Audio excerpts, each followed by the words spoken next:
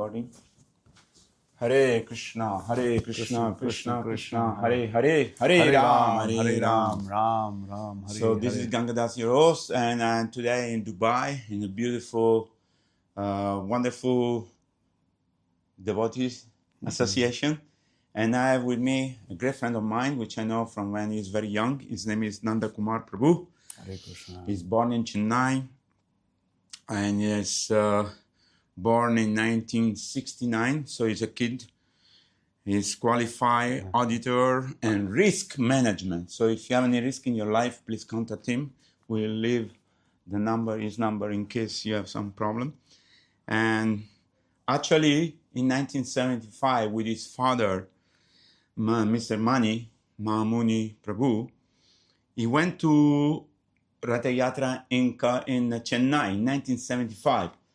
He saw Srila Prabhupada. He doesn't remember because he was a small kid. And he went to this Rajeshwari Kalyana Mandapam, where they had a program in 1975. And I met some of the devotees that at the time were also present at the time. Like there was a Punjabi devotee. You remember? He had a factory. It's Mr. I forgot his name. Anyhow. Who used to be even giving classes in the Kilpok temple. Yes, correct. And he had a big factory. We built a chariot in his factory. And very nice devotee, Srila Prabhupada disabled. Now he's in Pondicherry. He's old. I'm still in touch with him. So today we are very fortunate to have Nanda Kumar Prabhu, which I've been knowing from Chennai because I was there in 1984 to 1991. And one day his father invited me, he came to the temple, invited me, he said, why don't you come have a program with us in my house? We have children. I said, yeah, why not? Let's go.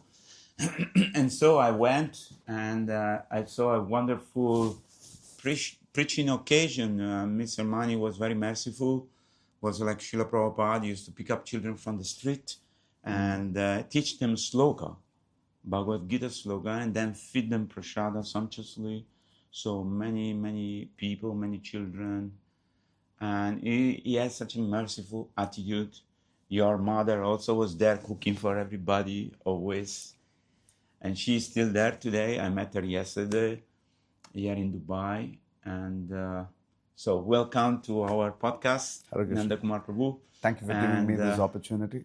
It's a great pleasure to see you and your brother, your family, and all the great preaching you're doing here in Dubai. People can think Dubai is a place where people go to work, make some money, buy some gold, send the money home.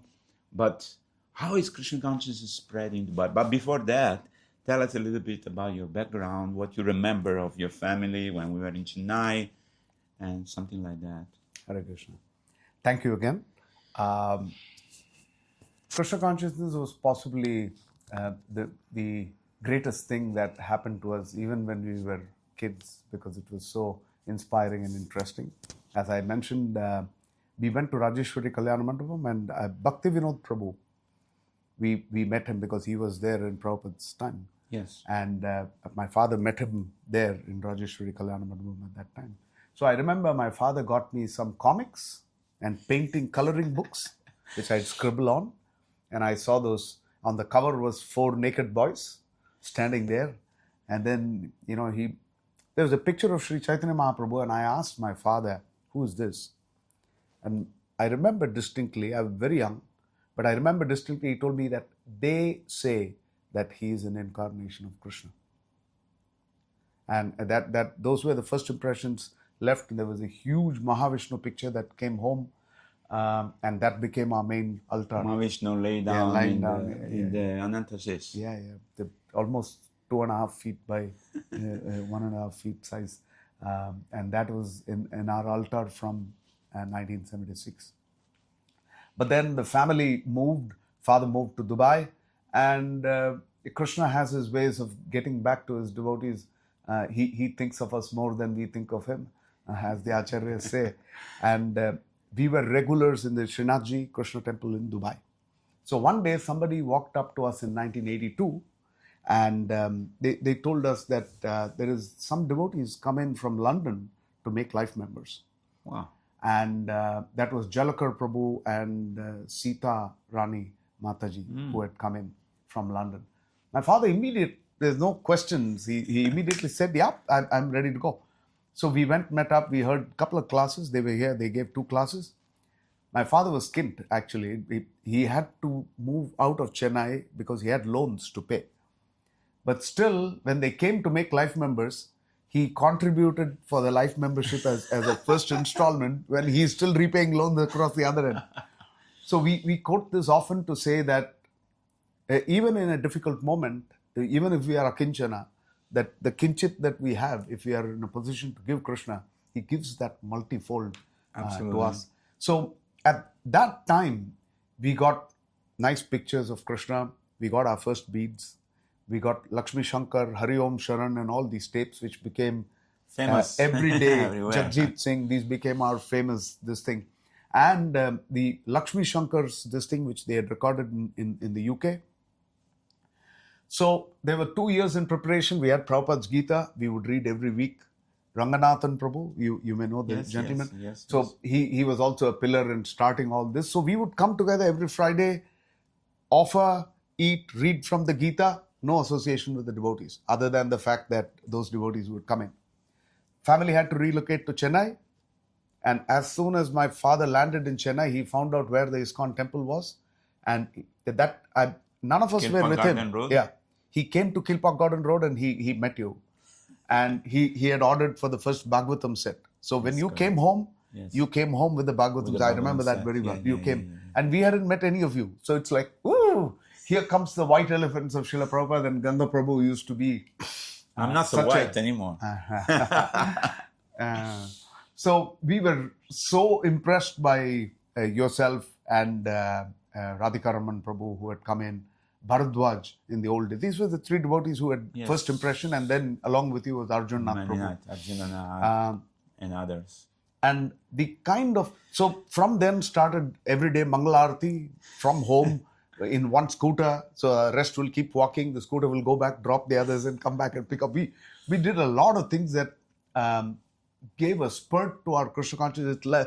There is a song in Tamil that my mother sings that for a crop that is fully dried out, when it suddenly gets water, it's rejuvenation and life. It felt like that to us. We went nuts. The kids, the younger ones, we were more intensely taking Krishna consciousness than even How old you were at that time? I was 12. And your brother? He was 16, 4 years older. So the kind of ages which were just very, very, and I have a younger sister who was 2 years younger than me. She was 10 something. She was very small. We took this up very, very intensely.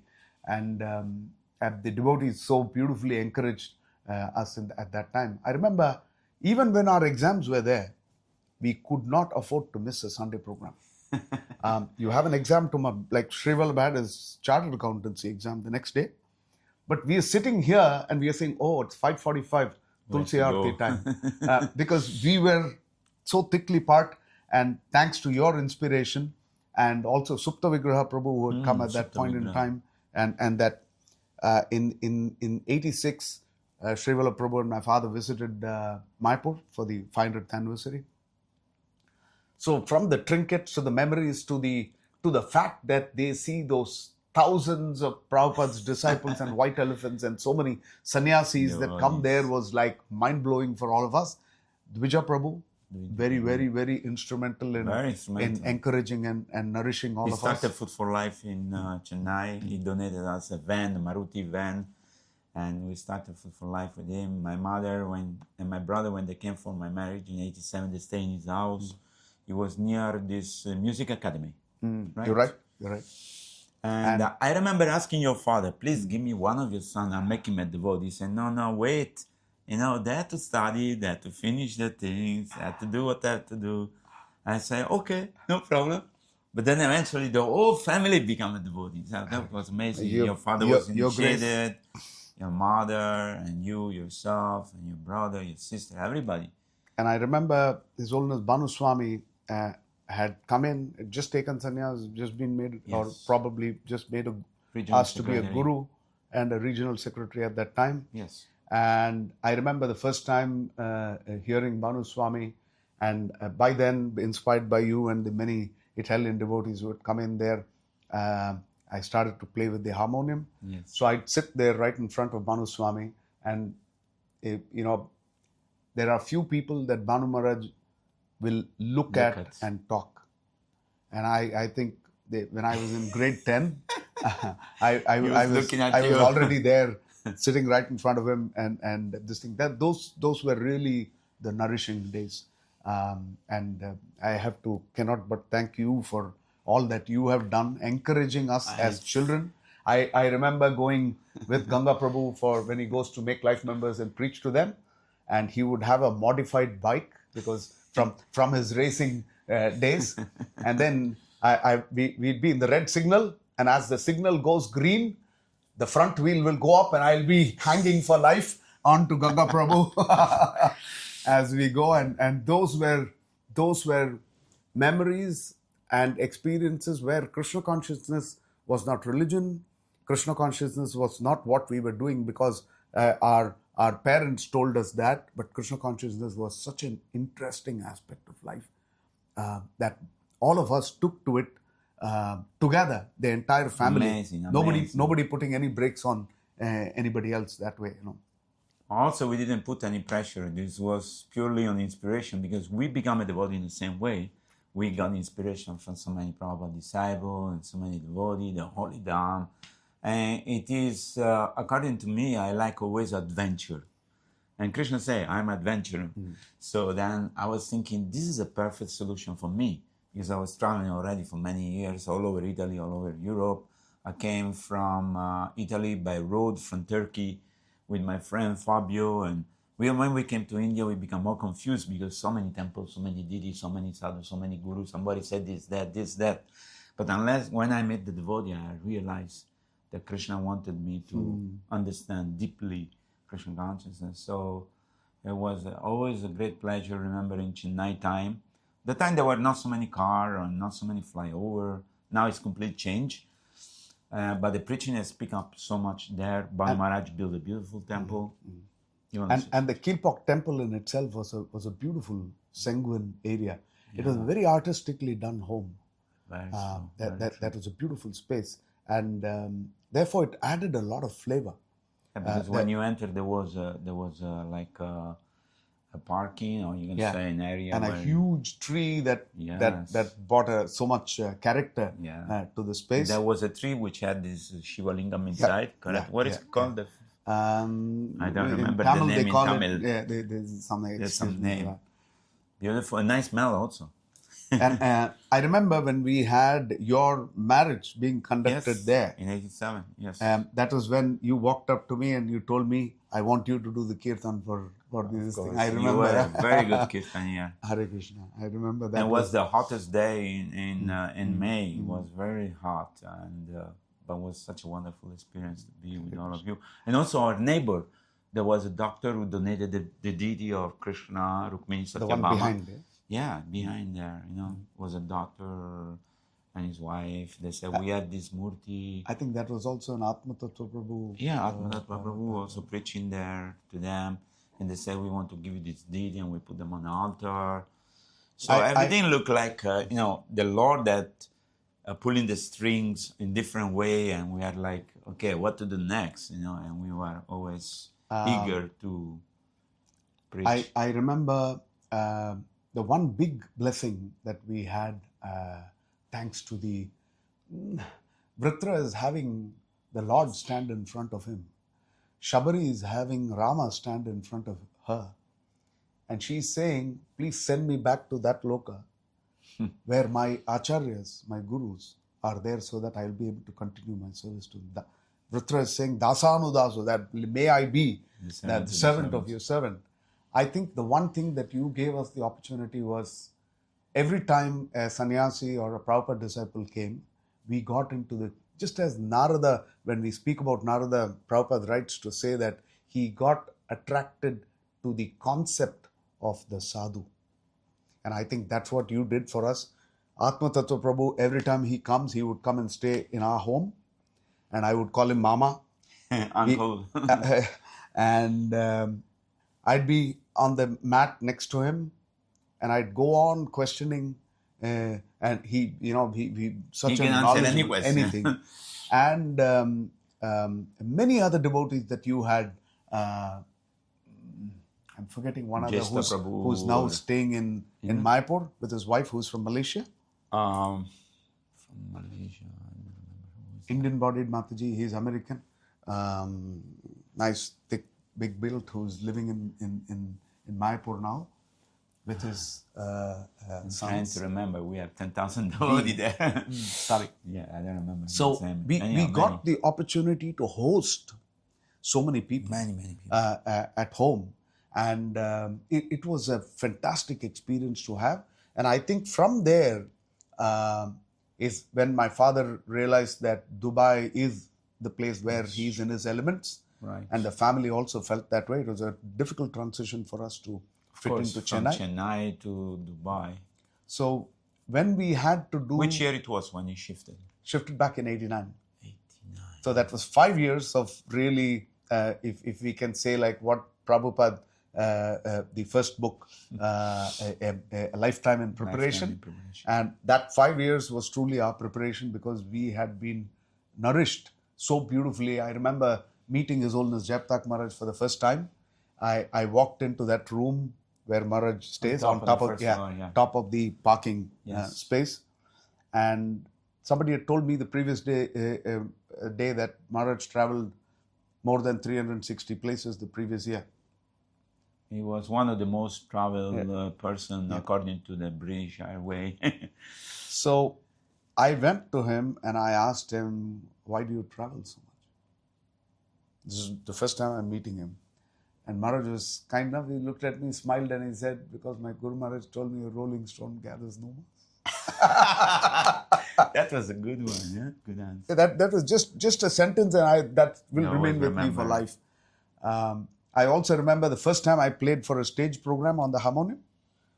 I think is that Rajinikanth also came to that space. In Rajeshwari Kalyan Mandapam or no? It was in Music Academy maybe? No, there's one Kuchalambal Kalyan Mandapam. I think it was Kuchalambal. Yes, so I'm sitting there on stage, and that I remember still have that snap, and I'm looking at Jayaptak Maharaj because he started to sing, and then he looks at me and said, "Start." Because I didn't start because I was waiting for a cue. Waiting for the cue. But he wanted to follow your tune. No, he had already started singing, but I hadn't started by then. So he saw that I'm stuck. He gave me a pointer to start off. It was beautiful times. So come 89, Dad had to come back and settle into Dubai. So before that, I remember very well. By then, we had moved to Bucket Road. Yes. In Tinagar. So Jayaptak Maharaj was there. So my father came to him and said, I need to move back to Dubai. So Jayaptak Maharaj said, then you're going back and preaching in Dubai. So my father had some questions. He said, simple, just go preach Prabhupada's this thing and everything will happen. Maharaj so beautifully inspired. So as soon as my father came, in fact, my father had been called back to Dubai by Rangnath and Prabhu and the other devotees because they were missing the Gita classes and the others that he used to do. So I'll stop you 1 second. Your father, he was a little bit like Srila Prabhupada. The way he spoke, the tone of his voice is elegant, presenting, and he knew by heart the Bhagavad Gita sloka because he was teaching the children. So whenever I was with him, he always reminded me, oh, if I would be with Prabhupada, it would be exactly like that. Am I correct? So many times, people have come back and said, yeah, I saw your father's statue in the temple. I said, no, that's Prabhupada. And so many times, like when Sri Vallabh's in-laws came for the first time to the temple, they said, oh, your father's deity is Murti. There's so much likeliness, in many ways. And, my father was a true inspiration to us.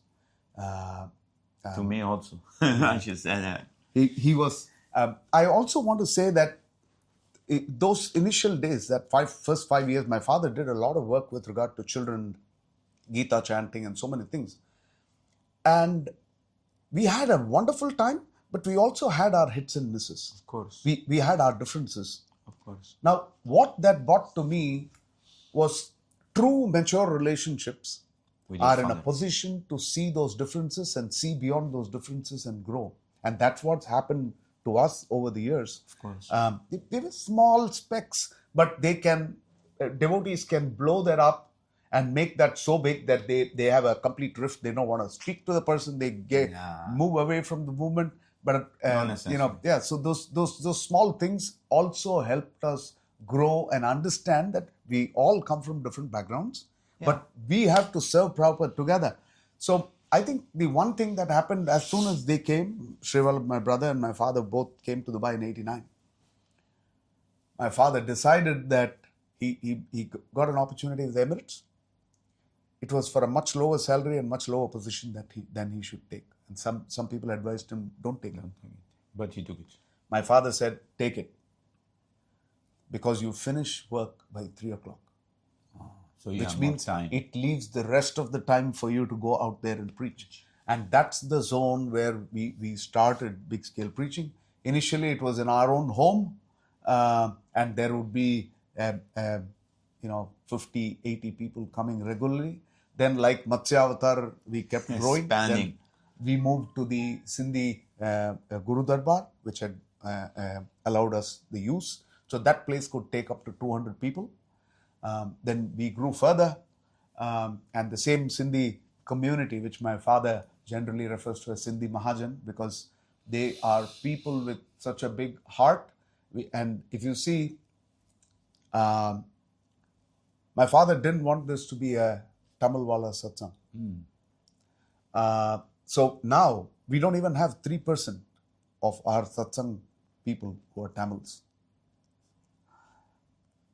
Probably have 30% of Sindhis. There's a whole mix from all over India. And I'm also, from a perspective of having gurus, my father was very, very open right from the beginning that we all represent and we are disciples of Srila Prabhupada.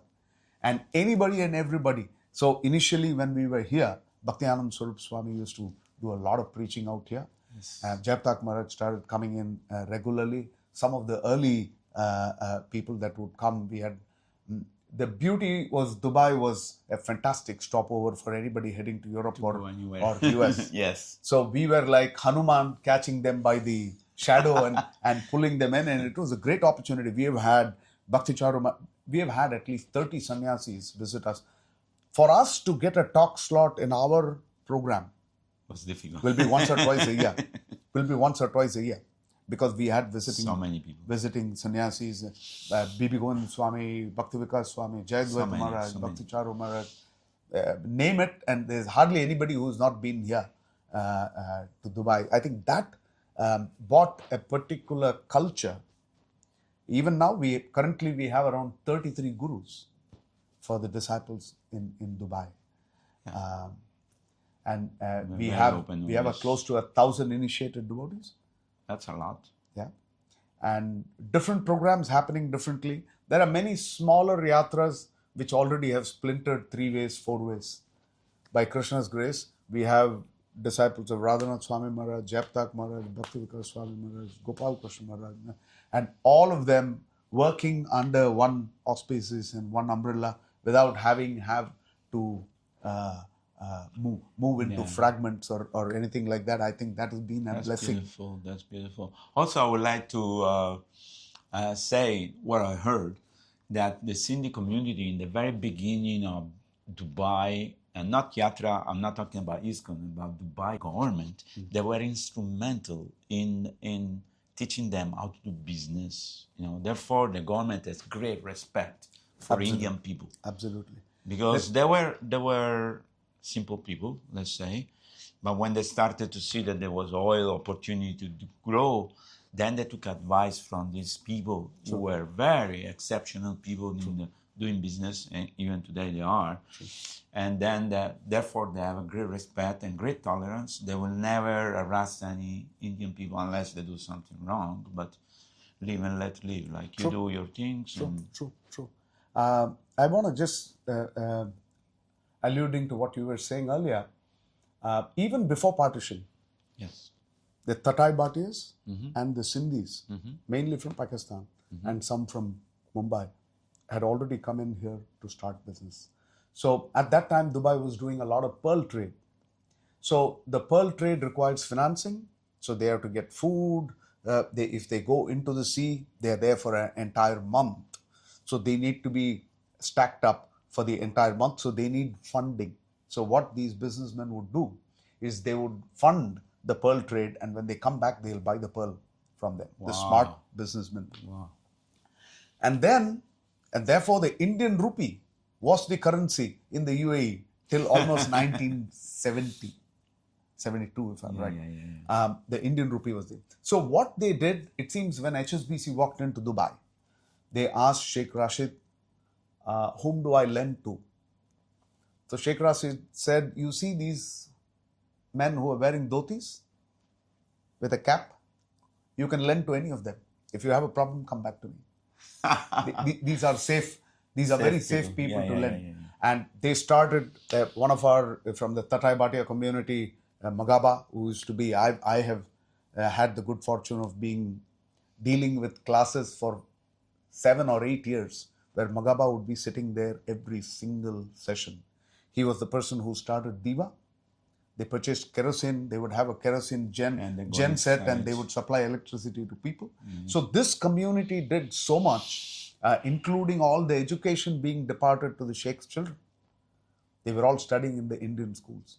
Therefore, they have a lot of respect for the Indian community from that perspective. But we are very, very thankful that this is an exemplary example of the success of a monarchy. That's true. How a monarch, there are many other examples even in the GCC, but nobody matches what these people have done in the UAE. UAE has like 20% local population. There's 80% expats. But how they take care of their people is exemplary compared to any other people. I myself have worked for the Sheikh's investment office. And I've had the opportunity to bump into him in the corridor. Once I had this, and we have seen the Sheikh walk into the mall alone. He drives his car alone. Come to India. One MP, MLA has 4 guys with guns trotting around him. Everybody knows him. But he fears nobody. And this is like Yudhishthira, Avairi, that he is able to, that you're not offending anybody, you're in a position to take people together. We have seen a lot of that here. And that's the beauty. I've seen the number plate come in and go out and on the roads, just plain and simple. So this is a great example. The second point I want to make is we were given the freedom to practice Krishna consciousness. People know that only in recent times. But this was there even in 1990. I've had a couple of exchanges, having had to go to a police station. Srivalabh has had a couple of times when either we are too noisy, somebody makes a complaint, it's something like that. But never disrespectful, never that there was fear instilled in us. They'll say, hey, you have a temple, why don't you go there and do this stuff? Right. Don't disturb people. Correct. We had a havan here.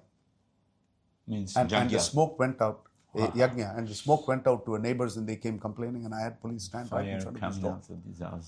And luckily, it was my birthday the previous day. So I said, this is my birthday.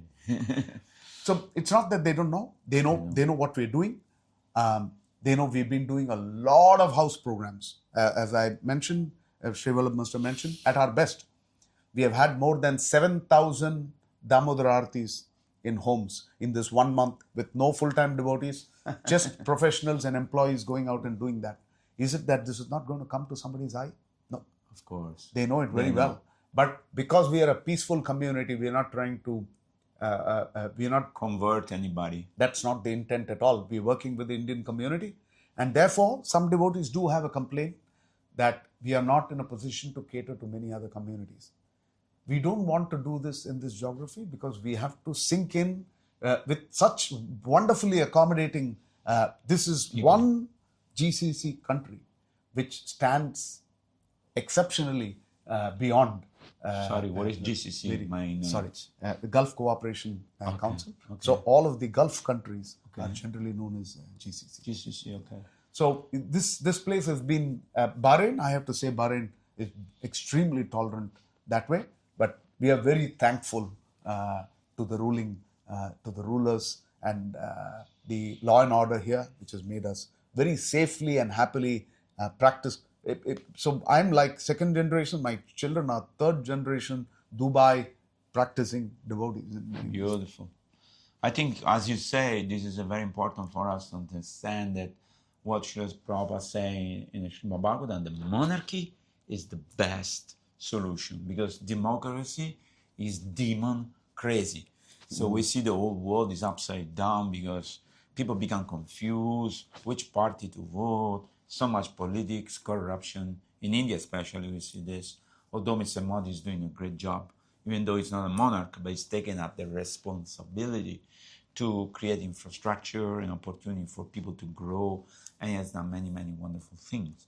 But definitely, if we have a good monarch who could install faith in the people, because we are people, and how to deal with the democracy. If you have a complaint, you go to the police, they send you to another department, judge, this, that. In the end, you get nothing. But here, you can go to a person and say, I don't know, in the ancient time, the monarch once in a month will open his door. I don't know if this is also available here. They call it a majlis, and there are many opportunities that you can go and talk. And in the old times, it would be more, we would hear that as something that was available. Mm-hmm. So you meet influential people, you can go to the majlis and you will see the sheikh sit and rub shoulders with the commons, and that was. They will listen to people and get a feedback. Yeah, and even now, if you see Dubai, many people say Dubai specifically, Abu Dhabi also now very closely in tracks, is run like a corporate. Yes, the country is run like a corporate. So everything is so organized. Just the decision. See, UN has been pressuring people, countries, that they should have naturalization, that you should give citizenship to everybody. Right. That's proved the stupidest thing to do.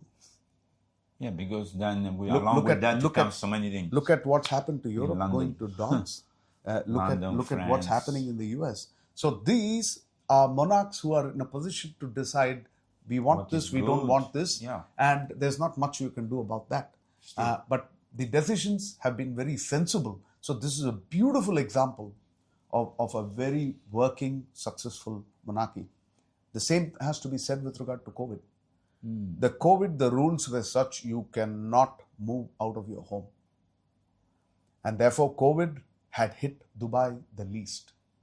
And what that made happen to Dubai is there was an influx of people coming from all over the world. Just to say, monarchy is in a position, if done well. There are bad examples of monarchy also. Sure. If done well, it's just beautiful, and it also gives people the kind of freedom within limits. If we stick within limits, nobody stops us with regard to what we do. Also, we don't see crime. We don't see manifestation. We don't see people complaining. It's not because the restriction you cannot complain. There is a way to address problem. But just go in the street and with a board or this and that, and we don't see, for example, I see many women walking in the night. Absolutely. And they are not fear that, something's going to happen to me. I think that there is now so much crime. Maybe there is, it's not advertised. Of course, we saw a jail the other day. But you can tell us something about this. Crime is very, very small out here. A lot of homes, if you go and lift the carpet in front of the house, you may see a key for the home under the carpet. A lot of the cars, it's not important for me to lock the car. If I don't lock the car, it doesn't matter. Nobody's still in. If I sit for a business meeting in a coffee shop, my purse and my mobiles are on the table. Nobody's still in. Which will never happen in any other place in the world. So those things are phenomenal. In fact, we feel our children are over pampered by living in Dubai because they don't understand the risks when In they other go places. to India That's or true. they go to other spaces. So that's a big blessing.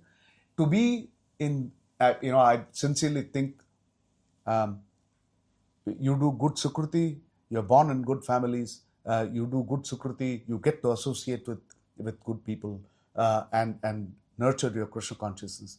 But you do good Sukriti, you also get to live in a place that's able to be safe and nurture you and your family. And also there is a general contentment of people. We don't see people complain. Like I saw one guy opening the drainage.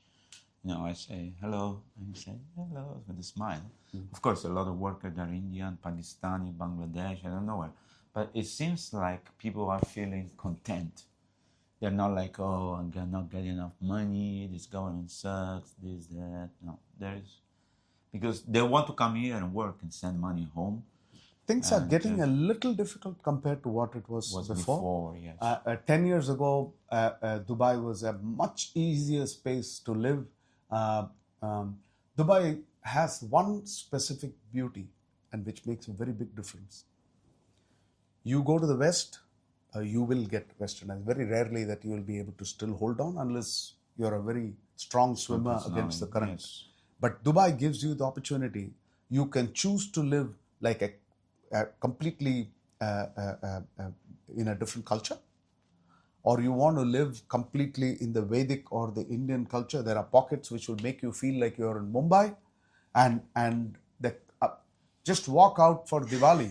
I don't know whether you heard you heard the crackers. Of course, until 12 o'clock in the night. And I couldn't sleep. And there are entire streets. I know, which full are of light and everywhere. 70% of the homes are lit up completely. Yes. Sorry. No problem. Can I put it off? Or you Yeah, want to yeah. take it? Just press the. Thank you. Sorry. It's okay. Hare Krishna. So I'm thankful to all the devotees who nurtured our Krishna consciousness in various ways. For instance, I just want to share one thing. I'm fairer than Ganga Prabhu.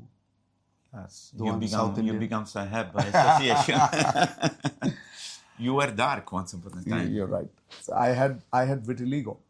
What is this? Vitiligo is one Vitiligo is a stress response. Okay. So some of the jobs that I had taken were very stressful because I was basically in internal audit, internal control, operational risk in major banks. And the stress did this to me. Now, why did I pick this up? People who have vitiligo, the biggest problem that they have, because it doesn't even itch. It's not covered by the insurance. Color, yeah. There's nothing. Yeah, you can't do very much in reality about it. The most important problem that people have is it hits them psychologically as to what society perceives of you. Right. And that's where they need the support of a psychiatrist. And I can't but say, this is where the strength that Prabhupada's given us to think and understand, really bring it down to oneself that I'm not this body. Absolutely. I don't even remember. Now you don't see me patchy. No, but there were times, you had 10 years ago when I was totally patchy. Yes. But it wouldn't make a difference. dent on me because we were always preachers, and like in Ramayana, Rama is defined as Purva Bhashi, means he is the proactive first to start a conversation. And that's the nature of a devotee also, that we go out there and so that's never changed. So I can't but thank Srila Prabhupada. And same thing with our devotee community, where they don't see, we know very well a Vaishnava should not be distinguished based on his birth or his bodily this thing. Those are beautiful aspects which strengthen and nurture our strength in the process of Krishna consciousness. And you never went to the psychiatrist also. Funnily enough, I was considered a black sheep in Italy because I was very dark. Oh. So people thought I am from Morocco, from Arabia, or from some other country. But anyway, when I came to India, people thought I'm Indian because I look like Indian. But yeah, this Krishna conscious works. And definitely the first symptom is that we become free from this mask we put on identification. I'm this, I'm that, because the body is going to perish sooner or later. I- But tell us about the future of Dubai, because now already you have thousands of people practicing. You have thousands of house program. We have been in 5 states the day before yesterday. And each one is slightly different, but the preaching is going on, whether they are Bengali or Tamilian or North Indian and Nepali, I don't know. But what is your vision or your broader vision together with you? Of course, we don't want to reveal the future plan, but I can see that there is very lively, accommodating, eager community they're both working and spiritually, so they get the best of both worlds, and everybody's trying to find a balance. Sometimes I feel like we're walking on this rope with the bamboo, and we're trying to figure out, how not to fall this side or that side, because that's the life of everybody. We go up and down, we have different experience, but with the assistance of Srila Prabhupada books and Srimad Bhagavatam, we can progress nicely. So how is your teaching to the people, or what resistance you find, or what problem may be there, or maybe there is no problem? But tell us about the future of Dubai in just small highlight. I have to say that we've been here 35 years. Right. And 35 years is enough to say this is a community where there are no full-time devotees. Nobody has an axe to grind. No money ever goes into anybody's pockets. Krishna's grace, we have not had any scandals. We've not had any of those issues. And I hope and pray, seek the blessings of the devotees. We remain that way. So we built the kind of trust in this particular community that, and with the little gray hair, there's a lot more coming with regard to how people respect us, including the track record that we have had in this space. I also believe we mature in our Krishna consciousness. Not that I'm not claiming to have matured, but to say that it brings about a few perceptional changes where we are in a position to assimilate devotees where they are. And if some of them are struggling to make, it's not one yardstick for everybody. It's not that everybody has to be in this thing, that they have to get initiated within 6 months' time and be. So we are in a position to actually look at and understand different folks, different strokes. That is one. Second is, I believe this is the time when we are actually working with, we've been building congregation all this while, but I think the focus now is also moving into working with the leaders, the business community. That is currently happening at this point in time. We have a good few examples of people who have gone ahead of us and beautifully built temples in this geography, which is a very rare commodity. Again, we are thankful for getting those wonderful opportunities. Our aspiration would also be to put something in place for Srila Prabhupada, but there's not a sense of hurry, but there is a sense of being appropriate, timely, and thoughtful as to how and what we could do. Need not be something flashy, but even if there is something where we are very happily able to have bigger congregation, as you know, we have Kirtan Rasa, which is such a big festival.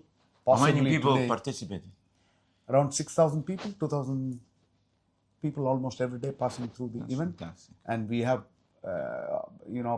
maybe some of the best Kirtanias coming in at this point in time, beautiful audio and video capabilities. It's been a true shot in the arm for us, and my brother Srivala Prabhu, who heads the Yatra, always keeps saying that Kirtan festivals seem to be a major way to go about. So a lot of that is happening. People recognize what we're doing, and it looks like we are going to be doing more of this. So we are here very thankful to this geography that we are, to be very sensitive to where we are and how we need to. But if we get an opportunity to do something in cooperation with the local authorities here that will please Srila Prabhupada and our gurus, I think we're looking for that opportunity, if not in the immediate future, but in the shorter horizon. I think that Krishna is already very happy, Lord Chaitanya is very happy, because Priti Vidya Che Jaturadana Gram. So go all over the world and preach Krishna consciousness. But apart from preaching directly, the cultivation portion of it, because you have to nurture the people, like you plant the seed, fine, and then the plant grow, and then you have to give the water, enough sunlight. If you get too much, it dries up, and if you get too much water, also it's not good. So the most important thing is that always slowly nurture these people. And I know you have people who dance Bharatanatyam, you have people who learn Kirtan. There are so many quality in those devotees who are practicing Krishna consciousness in a very informal way, we can say, because they feel part of a great organization, which is ISKCON, or Hare Krishna movement. And I don't think everybody has to go and live in a temple. Maybe we can go for a training period or something like that. But everybody can practice from whatever platform they are. And so there are many opportunities for people at all different levels to practice Krishna consciousness. And Golokera Premadana Harinam Sankirtan. So this chanting of the holy name is coming from the spiritual world. Anybody sincerely take up to this chanting will feel great happiness in the heart. And so I'm so grateful to be with you today. Thank you, Prabhu. Thank you for the opportunity. I feel very grateful to have been associated with your father, with your family in Chennai, and now in Dubai. I came here with my family when my kids were very small. You sent us in the desert, what do you call Safari. We went and visited many places. So I'm very thankful to you. And I would like to end up this podcast with a message to all the people who are listening to this podcast today from Nanda Kumar Prabhu and Dubai Yatra.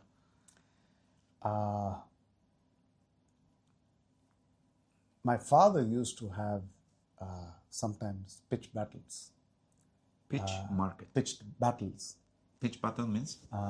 In the sense that he would be very strong proponent of Grihastha-ashrama. Okay. And even today, his pitch stands very high up. Our movement from Prabhupada's time to now is becoming more and more Grihastha. Yes. And where there is a beautiful, peaceful opportunity for Grihasthas to practice Krishna consciousness and nurture and bring about an opportunity for their children to go on. That is the way forward for us to move and make this movement a Gar ki kahani, as we say, or in every town and village. This seems to be the way that we see where it is susukam kartum avyayam, that joyfully performed. Yeah, joyfully performed within the Grihastha-ashrama. I want to reiterate that because that keeps ringing in my ears. Every time we hear of a fiasco, something going wrong here, there, the strength of the Grihastha-ashrama should never be underestimated and should be nurtured as much as possible. Hare Krishna. I would add something, can I?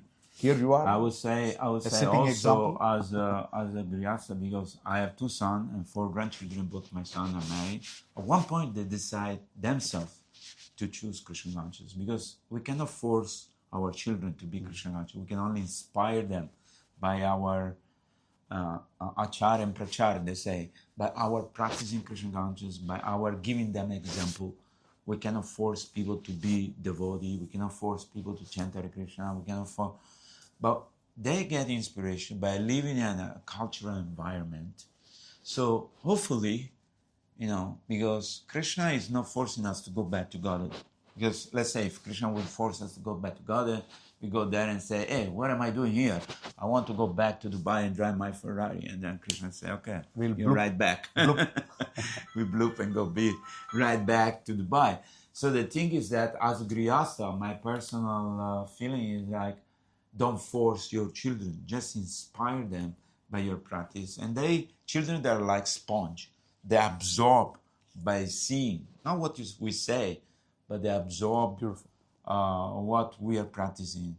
And many times children, they're correcting us also, say, hey, you said this, but you are doing something else, which is opposite to what you were saying. And say, yeah, you're correct. I had to. So it's a two-way learning process. And as father, we have to be responsible, give all the facility. And sometimes we say, okay, look at the material world, have your own experience, but look at the spiritual world, look at the sadhu sangha, look at the association, look at the prasadam. We don't deny you should try. You try everything, but then it's your choice. If you want, we are here, and we are here to assist you. All the devotees are here to assist you. You can get married, you can get a job, you can become a millionaire, you can be whatever you want to be, but put Krishna in the center, and we're here to help you in that way. Because sometimes I meet young children who completely reject Krishna consciousness because the father split with the mother, the fight, whatever reason, so then they become, sometimes the children be neglected because the father and mother goes to temple Mongolati, leave them at home alone, or wherever. We should be very, very, very, very sensitive to them. Cater first from their need. Like Prabhupada say, and Banu Maharaj say that if the child is crying, don't think about your japamala, put it away. Take care of your child, cook for him. Like Krishna and Jasoda, we are doing this pastime. That Krishna got upset because Mother Jasoda put it down, went so and get the stove was burning, the milk was overflowing. So similarly, our first thing is to take care of our son or daughter, see they're comfortable, they're lovingly taken care. And the love we have for Krishna can reflect on the love we have for our children. True. Correct me if I'm wrong. True. So beautiful. So in that way, the children will grow in an atmosphere of love. I had such an experience being born in a nice family, Italian family, where everybody had so much love. And I used to think, why these people are so nice with me? Mm-hmm. And then I realized that was love, natural, beyond expectation. They did not think I'm going to be big and I'm going to give them something. It's just because you're part of the family and they love you unconditionally. In fact, when I was a child, I was 8 years old, I used to think, if my mother died, I want to die with her. I cannot live without my mother's love. Wow. So this is Krishna consciousness. We can explore in so many different ways, so many different facets. And one thing I want to tell you, if you can share some of your music with us, we will also broadcast it in our Radio Mayapur. We are broadcasting 24-hour Kirtan by devotee, bhajan, and so it will be a great. Hare Krishna. Thank you so much. Thank you so much. Thank you. Hare Krishna. Pranam. See you soon. Hare Krishna.